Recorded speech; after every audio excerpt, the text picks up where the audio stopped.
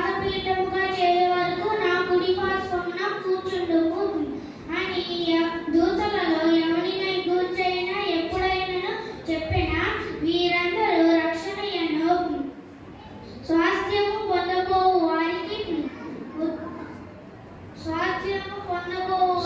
పరిచారము చేయుటకై పంపబడిన సేవకులైన ఆత్మల కారా. Thank you.